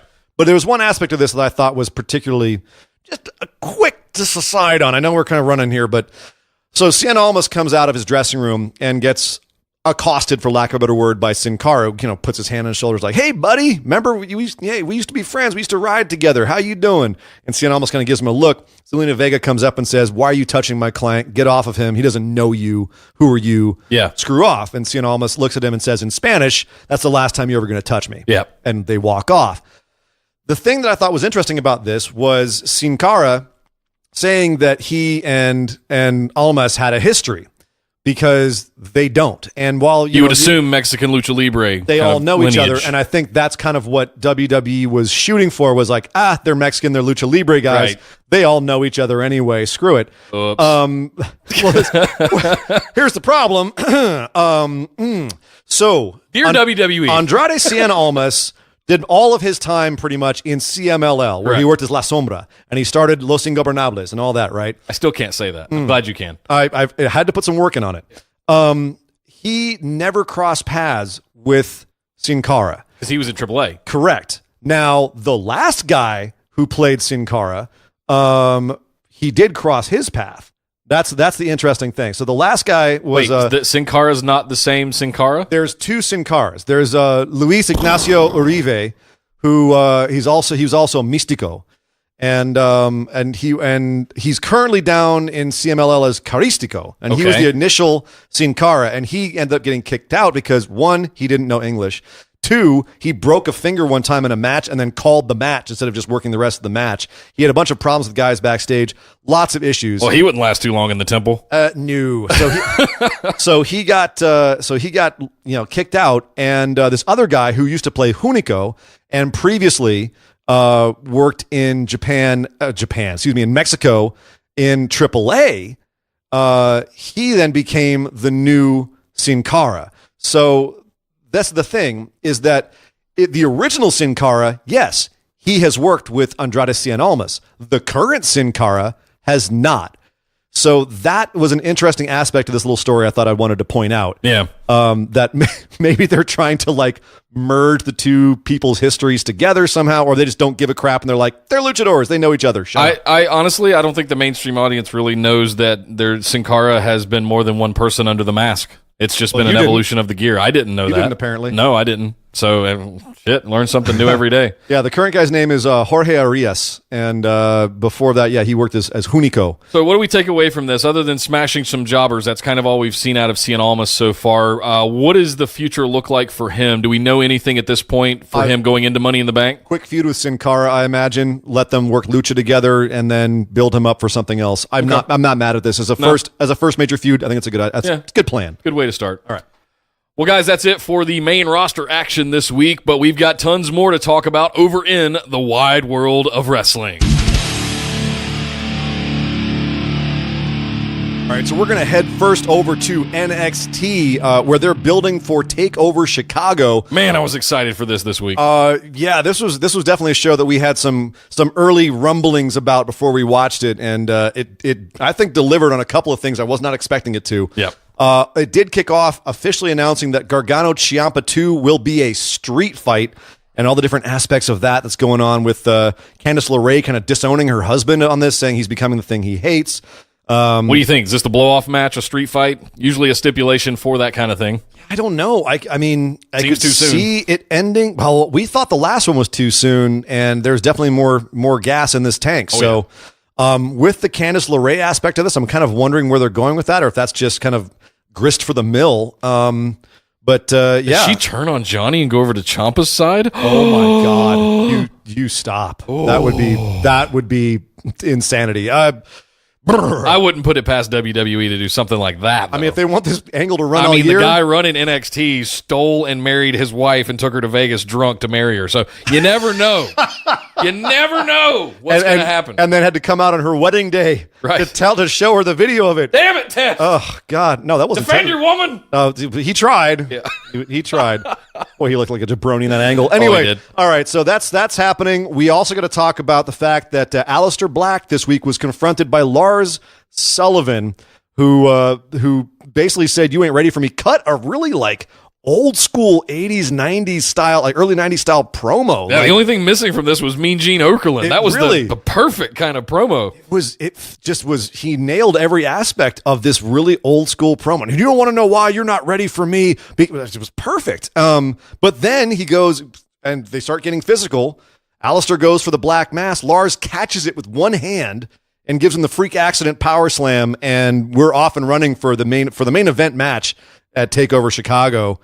That's gonna be an interesting one because I'm twitching. I'm just trying to remember if either of them have ever lost in a singles match, and I don't Alistair has. think they have. Didn't Alistair lose to Velveteen Dream once in a singles match?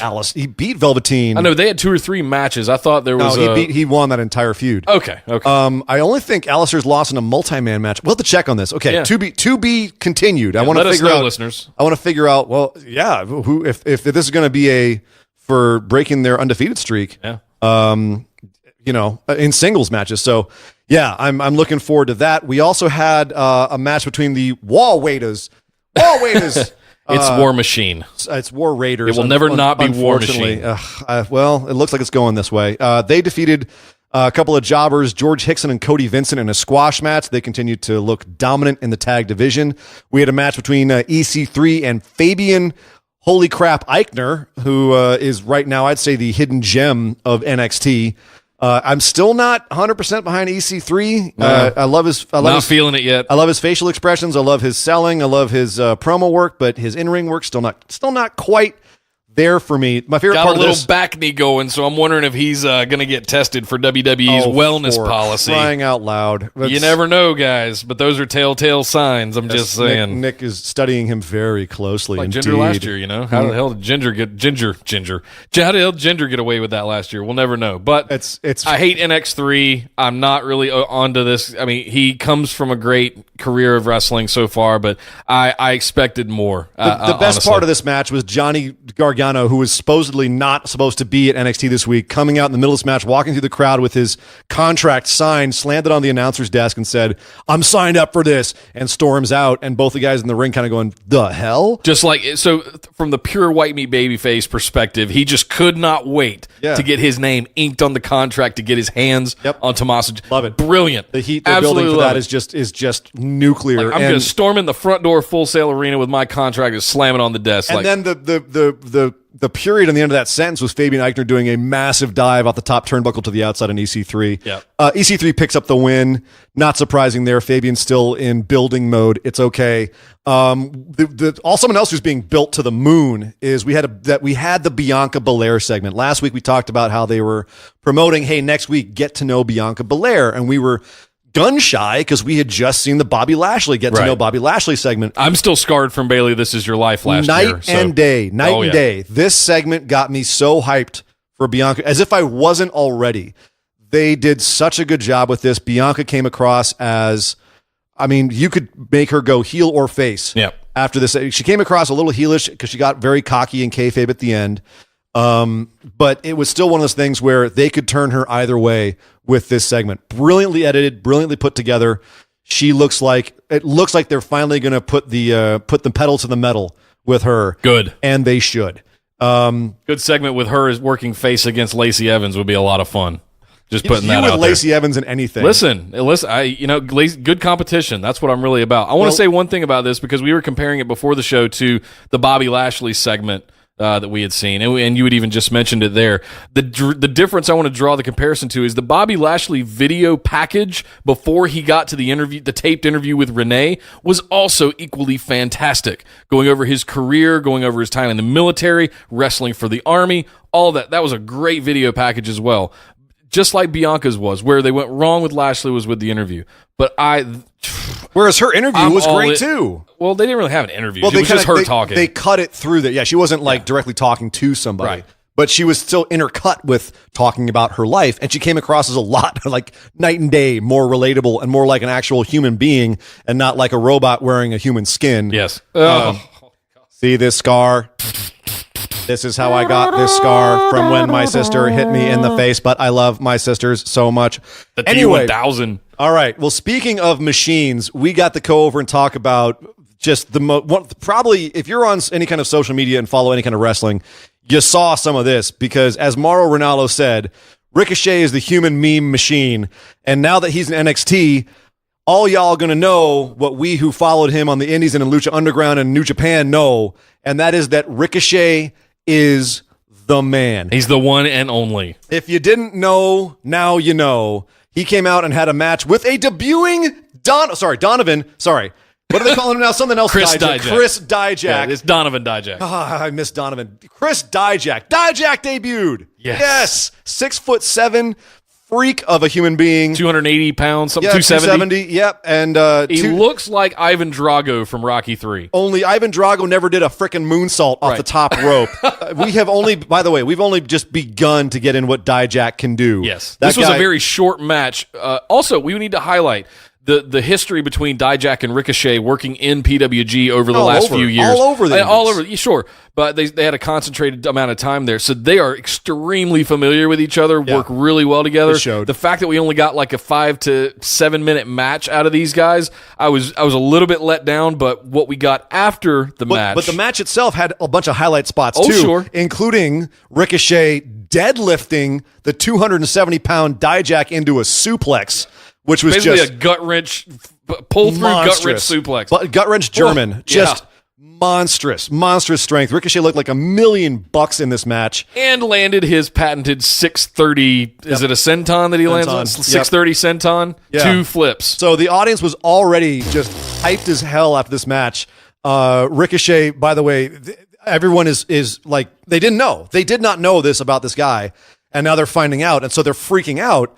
And then out comes Velveteen Dream after the match to run down Ricochet and say, well, you're in the spotlight now, but I'm going to take your spotlight, blah, blah, blah, blah. Bottom line is we're seeing a Ricochet Velveteen Dream feud. Fantastic.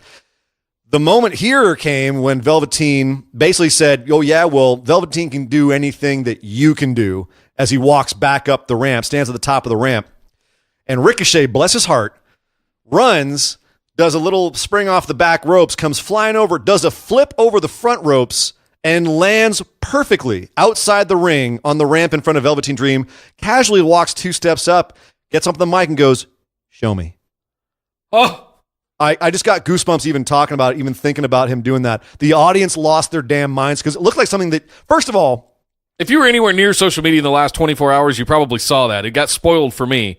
I know people that don't watch wrestling who saw this because it's just inhuman. Yeah. It's freakish. And I love Will Ospreay tweeted out, oh, fuck off, Trevor. Like, are you kidding me? Yeah, exactly. And he did it so casually. Like, yeah, if he wasn't over before, just showing out, If he wasn't over before, he just boom. He's going to keep doing stuff like this. I'm just going to warn you guys. If you liked that and you've never watched it, go watch at least like the first 10 or so episodes of season 1 of Lucha Underground. It's on Netflix. You have no excuse, but you're going to get invested. I promise you. You will see Ricochet as, should I spoil it, Prince Puma. Who? Who is that? I don't know what you're talking about. Prince Puma on Lucha Underground doing all of these crazy spots that he does constantly in every single match. Go watch New Japan Best of Super Juniors. Him any match he had against Will Ospreay or Kushida. I mean, just that's what they do. Yep. Anyway, that was really good. A match that I was not looking forward to, but ended up being a really great finish to the show. Dakota Kai versus Shayna Baszler. And it kind of went how I thought it would, just way more brutal, which was Dakota Kai basically getting picked apart by Shayna and brutalized. Shayna just breaking every one of her limbs. And Dakota, by the way, I like this because Dakota's very flexible. Yeah. And so Shayna could put her legs and arms in weird contorted positions and make it look like she was twisting her limbs off. It's a good thing we had Nigel McGuinness on commentary to tell us about all of the ligaments and tendons that she was twisting and contorting. Mediocathotic ligament in the rear of the leg. And he's got Achilles tendon as well.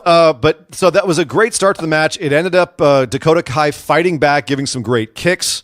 And then Baszler finally just putting the kibosh on it and choking her out, tap out. Curfew to clutch. And then coming back to do it again, but getting interrupted. Here's where it got crazy. Getting interrupted by Nikki Cross. Yes! Who came out, acted her crazy self, intimidated Baszler out of the ring, stole her title, brought it back in, forced Baszler to come back in, and put together an impromptu match where Dakota Kai, who forgot that she had just had her limbs ripped off and didn't sell a damn thing. Nobody cared at that point. I didn't really care either, just nitpicking. But she was basically made the referee by Nikki Cross, who then gave the fisherman suplex to Baszler, picked up the 1-2-3, and ran off with the title as though she had just won it, which was into the crowd. And I haven't seen an ending like that in I don't know how long, where I was just sitting there going, what just happened? A referee finally comes out, speaking of spray tans, and just, he's looking around like going, what the hell's going on? Which is kind of what we were all doing. Like, what the hell's going on? What's happening here? So, I don't know. What does this mean? Is Nikki Cross now the women's champion?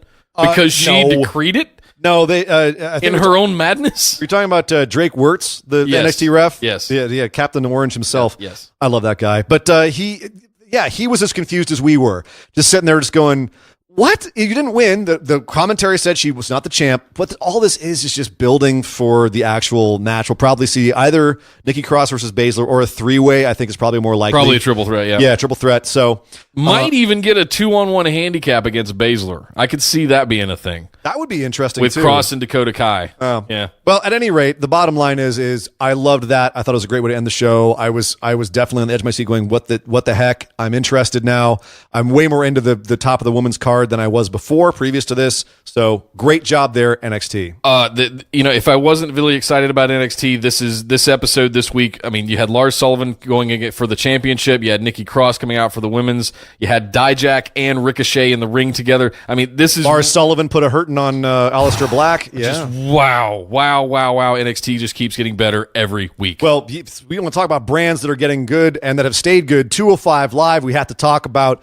We had a quick match, Lindsay Dorado and Kalisto versus the Brian Kendrick and Jack Gallagher.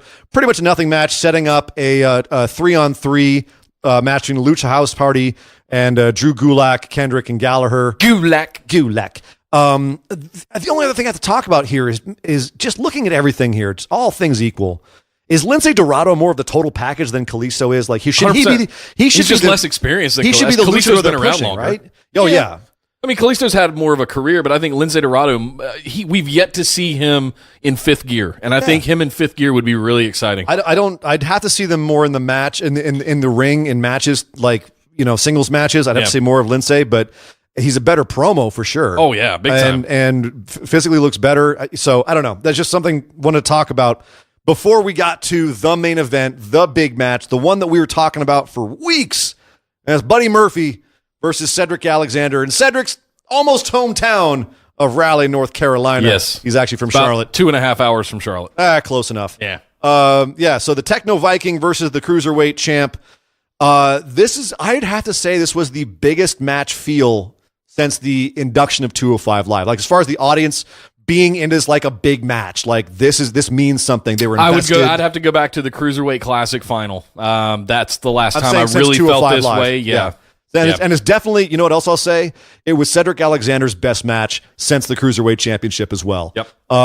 We haven't seen a lot out of Buddy Murphy as a singles, so it's easy to call this his best match. Yep. It's easy to do that. For Cedric, absolutely welcome back to form. This was outstanding. They gave him a whole half an hour. That's what I want to applaud right there. Is Triple H and company giving them a full 30 minutes to work and make this the match that we all really wanted it to be. Keeping the cameras calmed down. They didn't cut too quickly. They were always right on the faces, getting the expressions, getting the emotion, and then cutting away at the right time to get the moves, not doing any big zooms or shaky cams or anything like that. This was just filmed like a damn good match between two competitive wrestlers. And my God, these guys knocked it out of the park. Two quick observations. One, the lumbar check looked amazing. Buddy Murphy sold stuff in this match better than I knew that he could. He looked fantastic doing that. He really made Cedric look like a champion. They're both so damn crisp. And Buddy Murphy never landed his, what do they call it? Murphy's Law? Murphy's Law. That crazy finishing move he has. So I'm wondering if there's something there, like that'll be the story of the comeback and the rematch or whatever, is he didn't get his big move off, whatever. He couldn't get it done. That'll be his excuse, as a heel making excuses, whatever. I think it would. There's part 2 to this. I feel like it was amazing, but I want to see more. I'm just left wanting more, to quote Dario Cueto. I just thought that, oh God, how do we get this on a weekly show that's taped after SmackDown Live? Could you not wait 3 more weeks and build it to well, I wonder if we're Money in the building to Bank. something else. I wonder if we're going to have a stipulation match of some sort. Yes, please. You know what I mean? So yes, please. We'll see. This was that good. It needs to have a second We haven't seen the cruiserweights on Raw at all, so that's almost like they're not part of the. I mean, maybe they're trying to go somewhere else with it. I really hope so, because if this is the kind of quality they're going to continue to pull out, and like you said, he didn't pull off his Murphy's Law. The what is it? A running brain buster? Something like that. Like a weird a version of a what do they call it? Not a devil driver. Death Valley driver. Death Valley driver. It's like a pump handle into a Death Valley. Yeah. Anyway, so yeah, it's crazy. It's great. It's stolen from Japan, but whatever. It's so they all. But it's right. But yeah, no, I'd love to see more love given to this feud. I could see more legs in this feud between the two. But for a first title defense or second title defense is a good one for Cedric. So. Yeah, definitely. Anyway, so let's move on and talk about New Japan. We are right in the middle of the Best of the Super Juniors tournament right now. That goes until June 4th, and then we have one of the big shows from New Japan, Dominion, on June 9th, afterwards, where we have Kenny Omega versus Kazuchika Okada, Part 4. And if Kenny doesn't win, then Kazuchika Okada will hold every record in the modern era of New Japan as far as length of time holding a title. He will actually pass them all. He just recently passed, I believe, Masawa's record of 703 What's days? the last one he's got across? Sorry, it was 705 days. The last one he's got across for the modern era would be Kenta Kobashi, 735 days. Oh, God, right around the corner then. No, if he's got to beat Omega at Omega. Yeah. So right now, as far as New Japan, he's on the top of the mountaintop. He's only got a few more other to pass them all in all of the different promotions in Japan. I can't see them not getting that done for him after this amount of time invested. Yeah, but I think it depends on if they're looking just at their company or just across the board. You know what I mean? And they're already kind of celebrating online about his reign. Yeah. So it could be one of those things where they're celebrating this right now, and then they're like, okay, cool, now you can lose it to Kenny Omega, and we'll have Kenny Omega go back to America for the G1 special as the champ.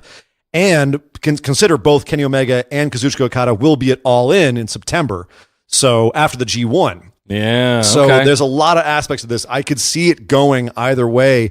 And you really never know. There's been a lot of times when I've said Kazuchika's going to drop it this time, and he didn't. I mean, compared to Brock Lesnar, I'm actually excited about this long-ass reign because he actually has good title defenses. Right. He actually puts on matches that He are actually 30, shows up. 40, 50 minutes, an hour long, and they're classics. Half of his title defenses have been all-time classics.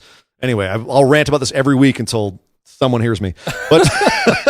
All right, Best of the Super Juniors. There's really not much to say at this point. I'm going to have more to talk about next week because we're at the point now where everyone's got 2 matches left, and everyone's pretty much tied up. Everyone's got either 6 points or 4 points. You going for Ospreay all the way on this? Here's the thing. I could see Ospreay pulling it off. I was originally saying Taiji Ishimori. Okay. I think that he and Ospreay I have remember some you saying that. unfinished business. But Ospreay did this week challenge Rey Mysterio. If he wins the Best of Super Juniors, he's going to challenge Rey Mysterio. He didn't say when, but I would assume either at Dominion or at the G1 Classic, well, the G1 Special, here at the Cow Palace in San Francisco. That would be a really good look for them to have Ospreay and Mysterio at that show.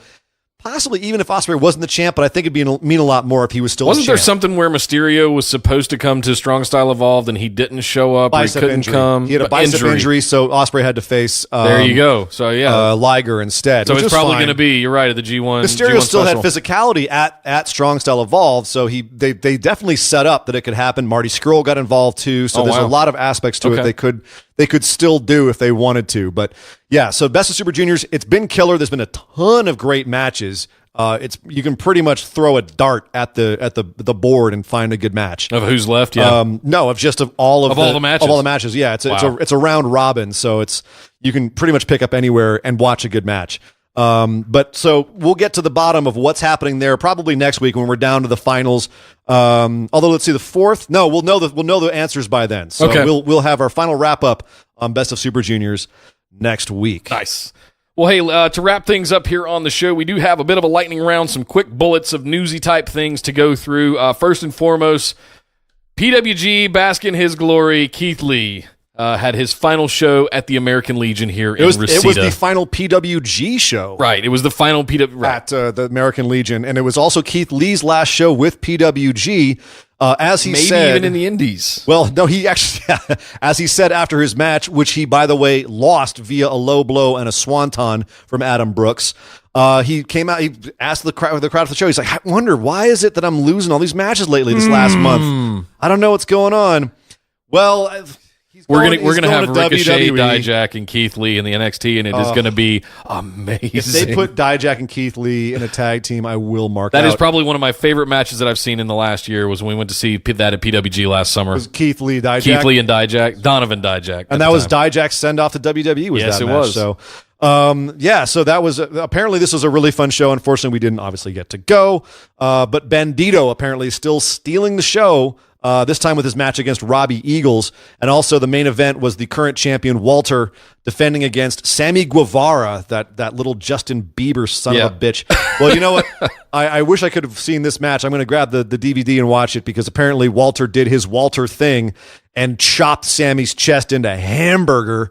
So check out Instagram if you want Sammy's Instagram if you want to see what he did to his chest. It is gross.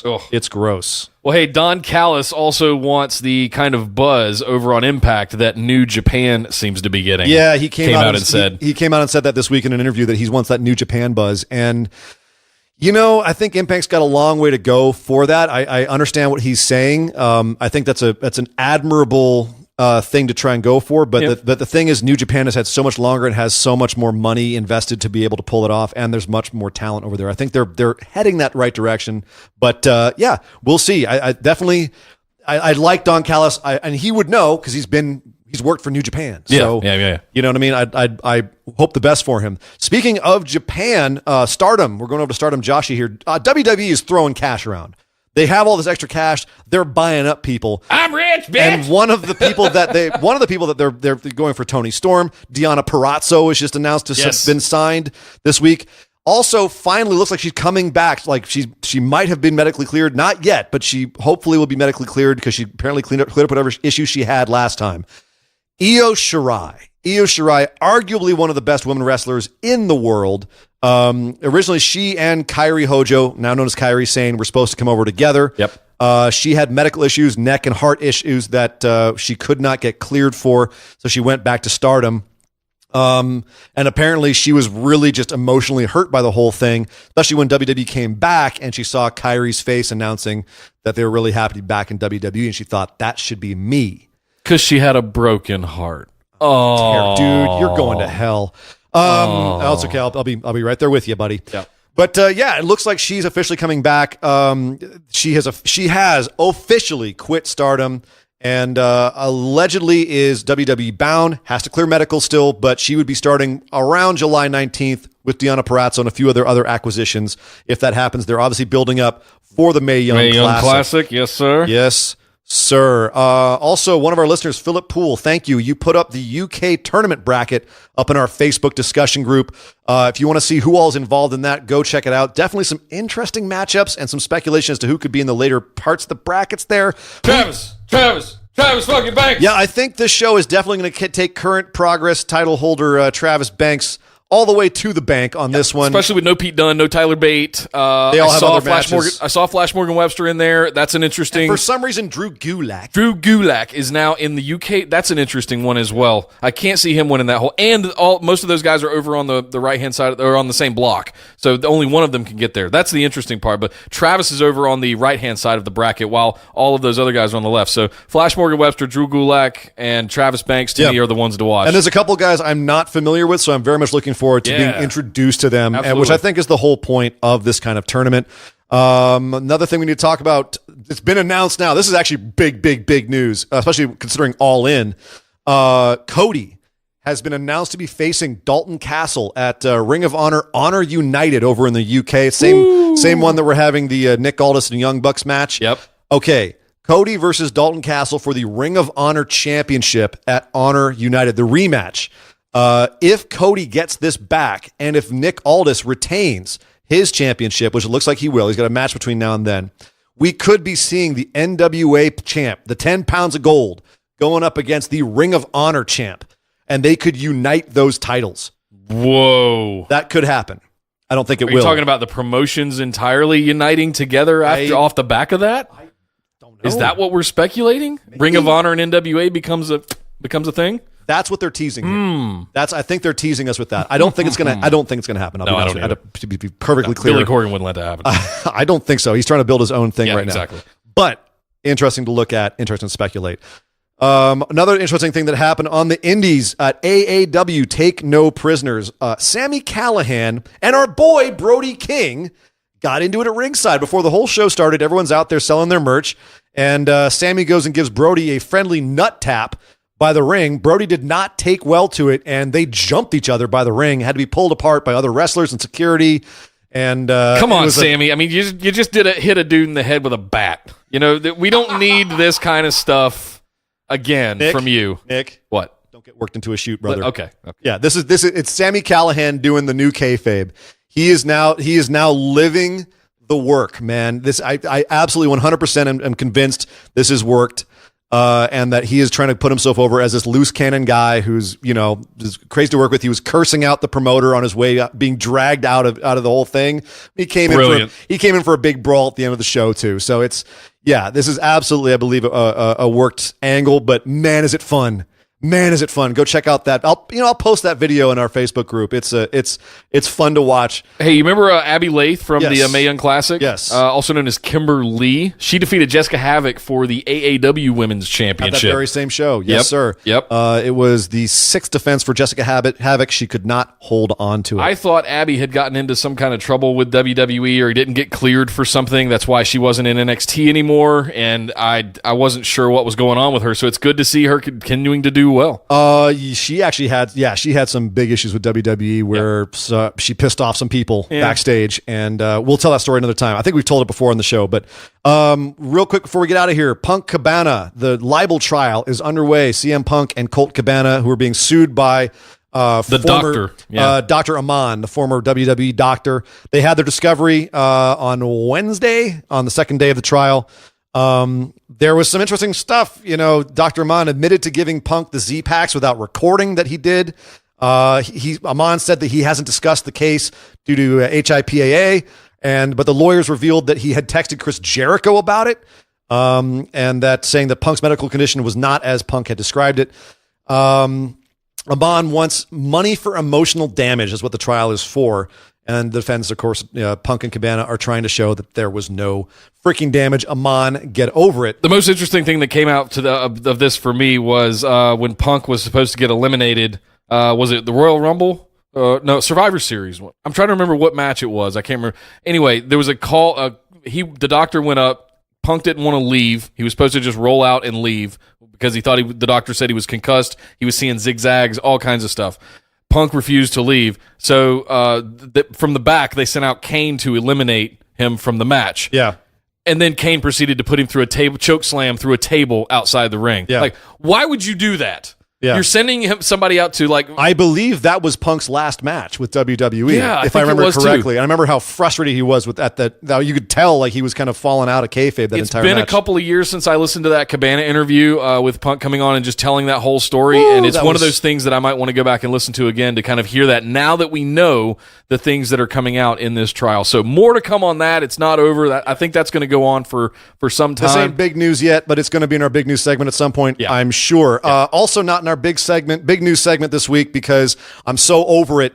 Apparently John Cena and Nikki Bella are back together. Work. That's work.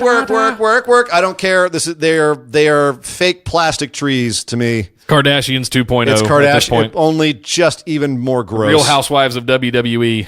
Even more gross. Yeah, it is. Yeah, but it's whatever. It's all for their reality TV show. Yep. Thank you, Cena and Nikki, for putting us through this and making us actually report on this. Ladies and gentlemen, that's our show. That's our show for this week. We've got 3 more weeks until Money in the Bank. We'll see if Raw picks it up and starts becoming a little bit less cringy. We will also find out what happens next on Smackdown Live, on NXT, 205 Live, New Japan, Ring of Honor, all the rest of the stuff that we always cover. Please come back and find out what is happening and hear our take on everything that's happening in sports entertainment and the world of professional wrestling. If you missed it earlier this week, be sure and go back and check out our anniversary show. It was our 1-year anniversary this week, and we put out a great special for you guys, giving you some behind-the-scenes looks at what goes on, what our future plans are, and much, much more. So definitely check that out. Definitely come over and head over to Facebook and join us in the Busted Wide Open discussion group with the rest of the Warriors. You can follow us on Twitter at BWO Podcast. If you want to support this show and you like what we're doing, we would love your support. Head over to patreon.com/BWO. Sign up to throw a couple of bucks in the tip jar or your very own shoot promo right here on the show with myself and Sir Ian Dangerous. If you want to go get some sweet swag to let everybody know that BWO is your favorite wrestling podcast, head over to orbitaljigsaw.com/store. Pick up a hoodie, t-shirt, coffee mug, phone case, or sticker, whatever your heart desires. And I know we say this every week, but it really does help us if you hit that like, share, subscribe button, anything that you have on your podcast app of choice. Leave a review if there's the option for that. Give us 5 stars. Give us some feedback. Let us know what you think of the show. And if you have any critiques, we'd love to hear them because we want to make this a better listening experience for you guys. So please make sure you comment on anything that you might have, whatever app you have, and let us know how you feel. But I'm Nick Howell. You can find me on Twitter at Nick Podcasts. And I am Sir Ian Dangerous. You can find me on Twitter at Sir Ian Dangerous. But by God! Somebody stop the damn match! This show is part of the Orbital Jigsaw Network. For more episodes, subscribe to us on iTunes, Google Play, or Stitcher Radio. For details and show notes from each episode, check us out, orbitaljigsaw.com.